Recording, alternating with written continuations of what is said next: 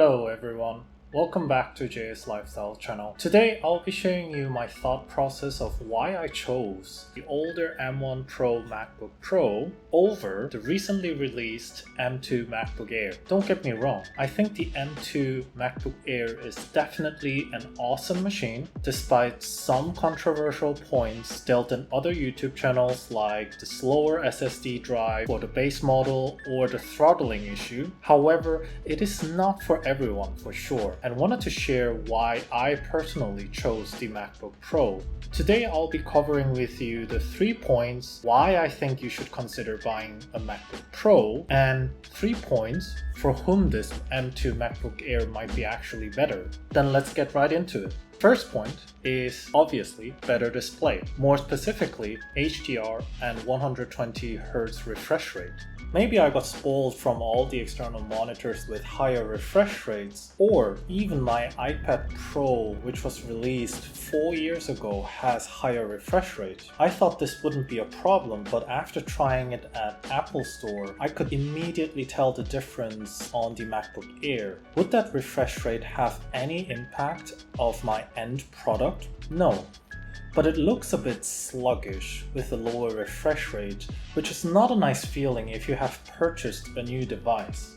The MacBook Pro has Liquid Retina XDR display compared to just the Liquid Retina display for the MacBook Air model. So on normal SDR content usage, both the Air and the Pro can light up until 500 nits. But for HDR contents, I can definitely see the brighter 1000 nit brightness, which is a huge difference, especially since I wanted to actually learn more on video editing and photo editing. The blacks are blacker in the Pro, and the colors, just in my unprofessional eyes, are more vibrant than the Air. Number 2 is ports and performance. Just for my use case, obviously I knew from the beginning I will be transferring video files and pictures via SD card, so having a SD card reader is a big plus for me, without having to bring around my dongle anytime I will be working on the go.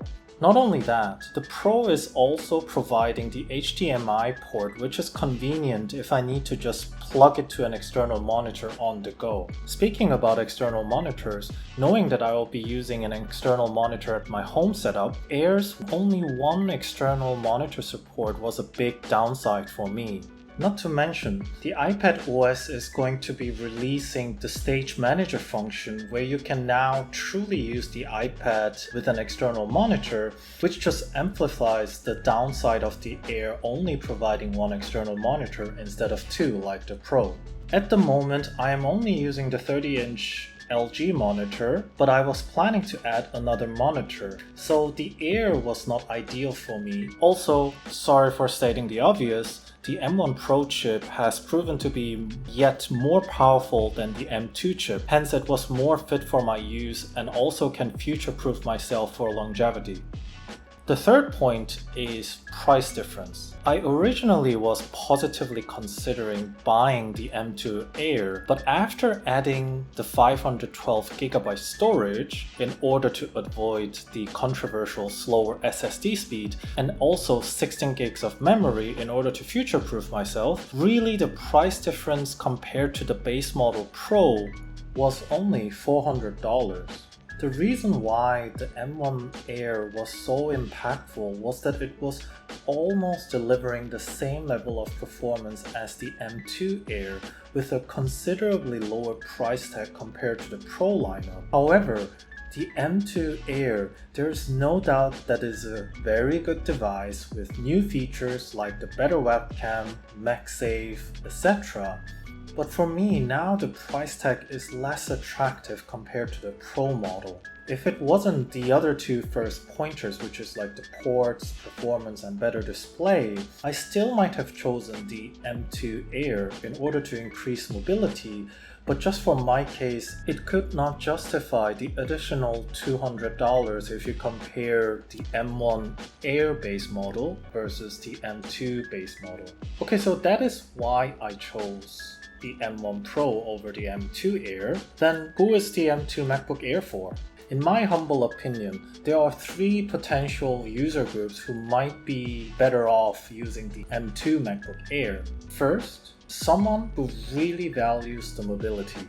Those who might be already owning a performance device like the Mac Studio or already own a MacBook Pro or even the Mac Mini, who solely requires a mobility positioning device and or does not already own a mobility-friendly device like the iPad.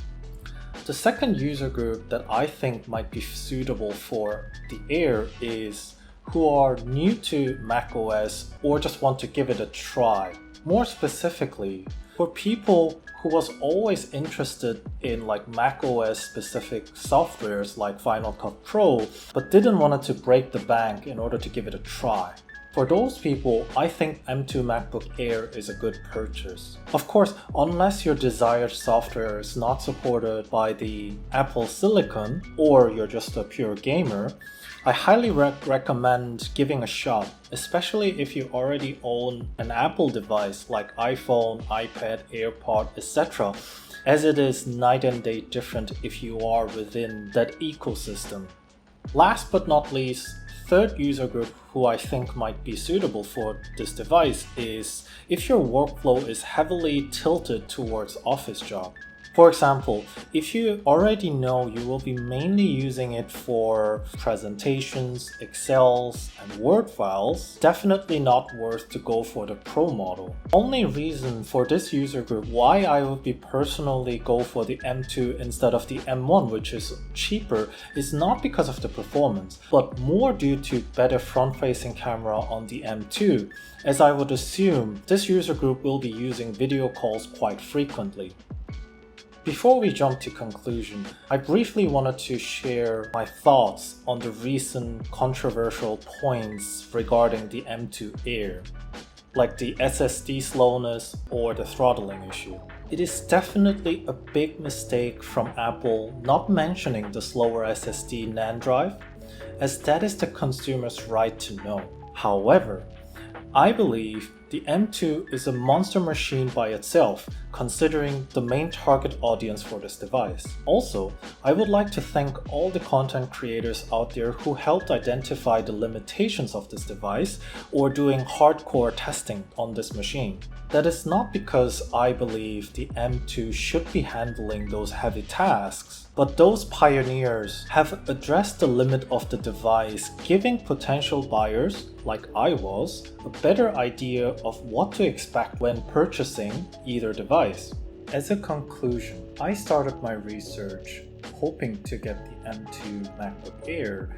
However, because of the points that I mentioned throughout this video, I chose the M1 Pro. Hopefully this video helps you to decide. I am not saying that the M1 Pro is superior in any ways over the M2. The M2 is still cheaper and has the mobility that the Pro models cannot deliver. So please, when you do your research, consider these points, and hopefully this video was useful for you. Please hit that like button and don't forget to subscribe. Thank you so much for your precious time, and I'll see you in the next one.